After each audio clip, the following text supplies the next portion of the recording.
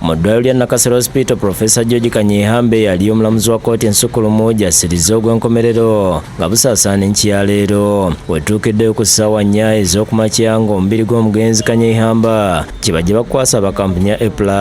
Ssenkulu w'ekitongole kya Kanyihamba Foundation Norman Tumuhimbise bwe tusanze Nakasero alaze okunyolwa olw'okufa kw'omugenzi.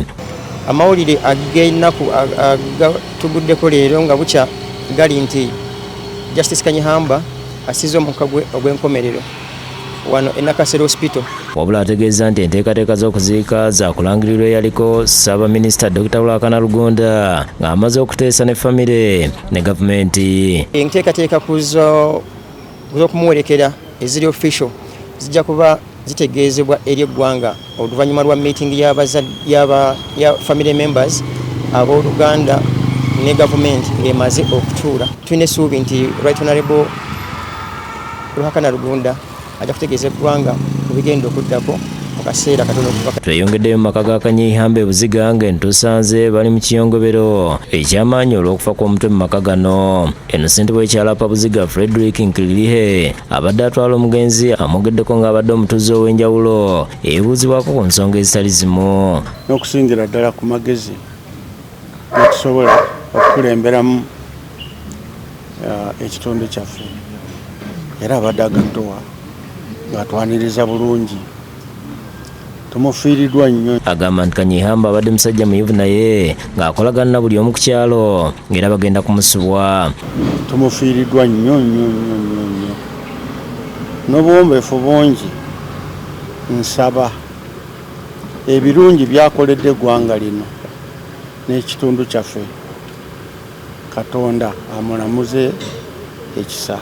Omubaka wa Makindye West Aran Ssewanyana y'omu ku basoose okudduukirira atendereza Kanyihamba olw'omukolo gw'alese mu ggwanga ng'omulamuzi akola omulimu gwe abatali kyekubiira yenna. Kye tusinga okuba nga tujjukira ku profesa oba kyaleseewo kyekyokuba nti essiga eddamuzi bwe yalibeereramu nga Supreme Court judge ensala ze tezaavanga nnyo ku mazima nagoberera ssemateeka.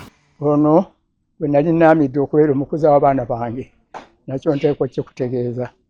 Nvudde emabega yonna eri nga bwe kyennyina kwebuuzaako kyonna nziyano Profesa Kanyihamba. Tufiiriddwa omuntu omukulu ennyo mu ggwanga lino kumpi nze mutwala nga pulezidenti wange kuba Profesa abadde nga buli muntu amutwala okuba nga wa muwendo gy'ali. Nze nyinza okugamba nti ffe ng'abavubuka tufiiriddwa omusajja abadde omuwi w'amagezi menta mu bintu eby'obufuzi.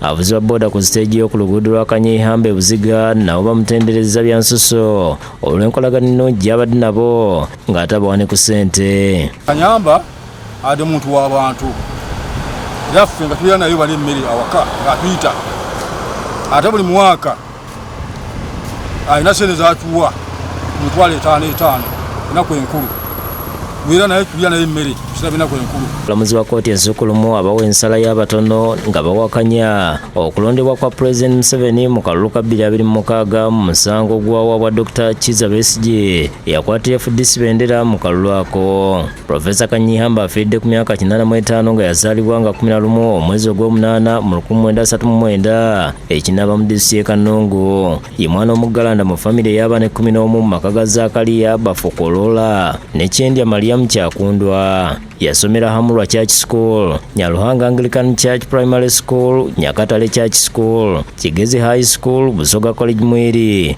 ne Norwich State College. Yafuna degree mu mateeka mu University y'e Portsmouth e Bungereza mu myaka gy'ensanvu nga yafuna degree ey'okusatu mu mateeka okuva mu University eya Warwick e Bungereza. Abadde muwandiisi wa bitabo, munnabyabufuzi era munnamateeka. Yali ssentebe w'akakiiko ak'amateeka mu Paalamenti era akaabaga ssemateeka wa Uganda mu 1995. Yalondebwa ng'omulamuzi wa kkooti ensukulumu mu 1997 ekifo kye yaweerezaamu okutuuka mu Novemba 2009. Yaliko minisita w'ebyobusuubuzi, minisita wa ssemateeka era ssaabawolereza wa gavumenti.